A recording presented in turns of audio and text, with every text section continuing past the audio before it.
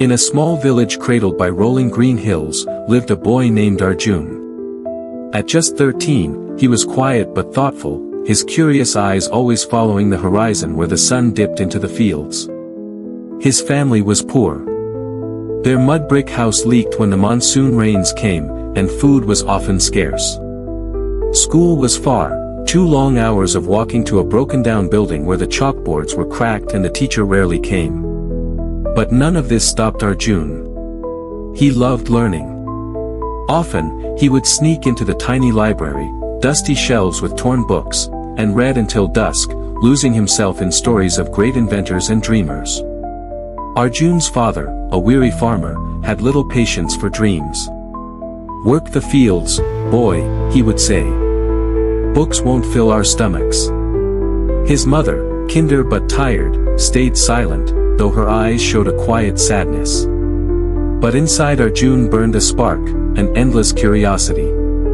With a stick, he would draw strange machines in the dirt, imagining inventions that could change his village's fate.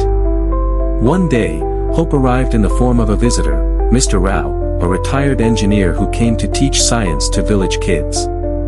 Most children laughed and ignored him, but Arjun stayed behind after class, his eyes wide with questions about gears, levers, and circuits.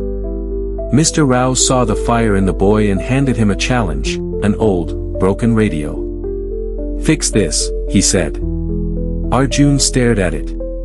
He had no tools, no training, only borrowed books and a screwdriver from a neighbor. Fear crept in. What if I fail? But every night, under the dim glow of a kerosene lamp, he tried.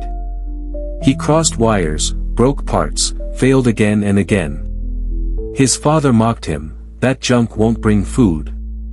But Arjun remembered Mr. Rao's words. Failure is just a step toward understanding. Finally, after weeks of struggle, the radio crackled. Static, then a faint song floated out. Arjun froze.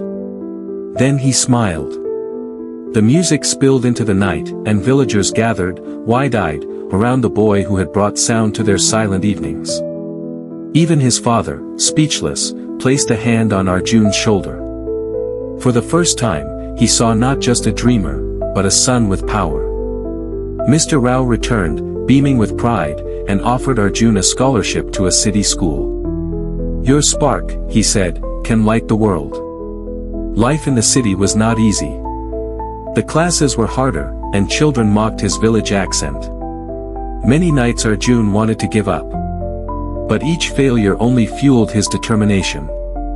He built small machines, entered competitions, and one day, he won a science fair with his design, a simple water pump made for villages like his own. Years later, Arjun returned, no longer the quiet village boy, but an engineer. With his own hands, he built that pump. Water flowed freely, crops flourished, and the village that once doubted him now thrived.